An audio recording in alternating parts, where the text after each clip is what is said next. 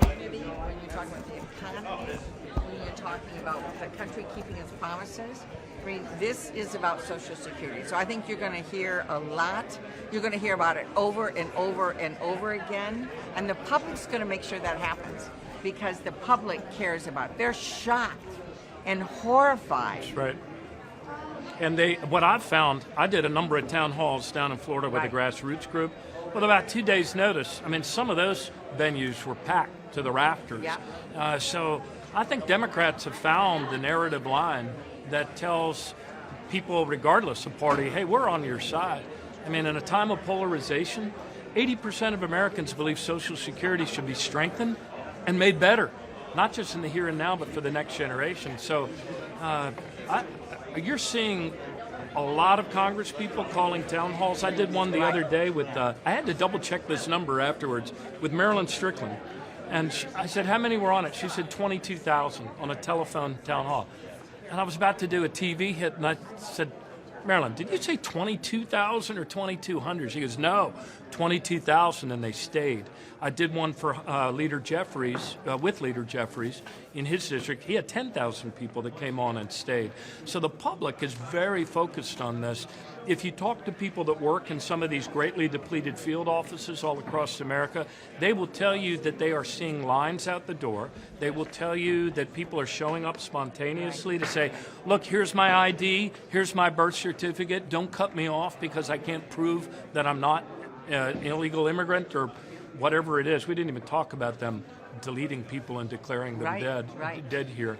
And there's going to be mistakes in that. Before, I was watching the feedback there that some students at Johns Hopkins who were here on student visas all were financially murdered by a flick of the button at Social Security. So this is the stuff that's going on. Right. And the guy that's the CIO and the head of it, I'm told, hasn't even passed a background check that's better than what you would allow an intern to work in Social Security about. Concerns, though, that Americans have about Joe Biden representing the ticket.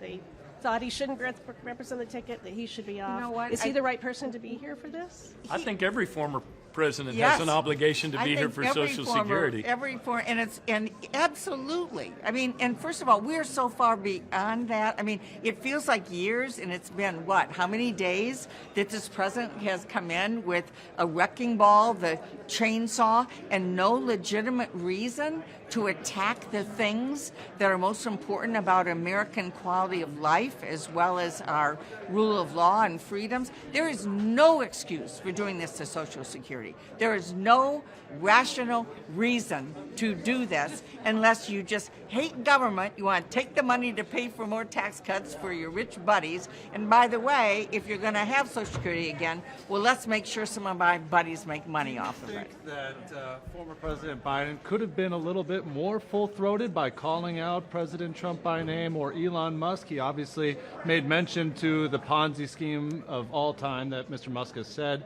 Do you think President Biden could have been more strong today? I think he couldn't have been stronger. I thought it was great. And nobody had any doubt who he was talking about. It's so rare for a president to criticize their successor. Was there questions of whether or not he would be as full-throated as he was? Is that like criticized? I'm sorry, but like just when President Trump never criticized President Biden, I just wanted to be just traditionally presidents. You mean normal president? Normal president. You mean normal I'm sorry. president. I'm sorry. It was like president. In history, presidents have abstained from that. So was he hesitant to participate in this? I don't think so. I think he waited the requisite 100 days or whatever is considered, the appropriate time. But look, this threat to Social Security is very real. Some of you that have been covering this understand this is different than adjusting the 75-year forecast. That we always read about the articles, eventually they're going to deplete the surplus rate. This is an imminent threat right here and right now.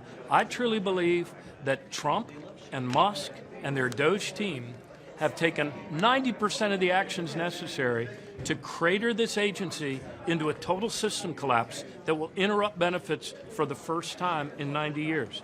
I have never hoped so much to be wrong about anything, but if you look at the way they depleted that agency, cut its staffing and IT by 50%, and you appreciate the work that they do, their not only their work ethic, but actually the ingenuity that goes into keeping a COBOL system and all of the other applications on top of it cranking out as dependably as they do. So I hope there's other former presidents. You know, former presidents play a really important role in the life of the republic. I mean, they don't frequently criticize their successors. Right. But when you have a situation like this that threatens to kick out one of the pillars of the republic and the livelihoods of so many people, I think every former president has an obligation to speak out. Yeah. And I'm glad that President Biden did. And he made it the very first time he gave a Very public first speech. time. No more and let me questions. just also stress that underneath with everything else that Governor O'Malley has said, they now have access to every American's most personal information. You made it a part of your opening remarks to Yeah, thank dispel you so rumors much. about Right. Yep. illegal aliens actually. Yeah. Can you Yeah, can you you want me to comment say on that that? again? Well, Yeah, no, well, sure. just in the fact that Yeah. President Trump says he was going to sign an executive Yeah, memo let me today. just Just a second. let me just wrap this up. Yeah. First of all, they've been telling a lot of big lies about Social Security to try to undermine trust. They're trying to undermine trust in Social Security and destroy its ability to serve the public in order to turn the public against Social Security and undermine that trust. The first big lie they told was that there's this massive zombie apocalypse, people 150 years old. Not true. Not true. Not true. Not 150-year-olds, not 300 years old. That's been audited again and again and again by every inspector general. And the second big lie that they were telling is that illegal immigrants are milking the system, sucking it dry. The truth is, illegal immigrants, so-called, people working here outside of legal status, do not, cannot, and are prohibited from receiving any Social Security benefits. They do, however, contribute $25 billion to the rest of us that they'll never see a dime of. And then the third portion, the third big lie is there's fraud everywhere. It's under here, it's over there. Look, there's fraud everywhere in Social Security. This also has been audited every year by the inspectors general. And if Donald Trump hadn't fired the Inspector General at Social Security, along with all of the others, maybe that person would be able to point all of you to the audits. They're still online, though. Fraud at Social Security for like 30 years has been less than 0.5% of the total expenditures. And we always should be on guard against it, police against it. AI and other things make it easier to steal people's IDs and identities and do synthetic voices online. Yeah, that's true. But what's not true, Elon Musk, the co-president, said that 40% of all calls that come to Social Security are fraudsters that just steal direct accounts all day. Not true. Not true. Only 1 out of every 3,100 calls is a successful fraud call. If you're doing the percentages in your head, that's 0.0032.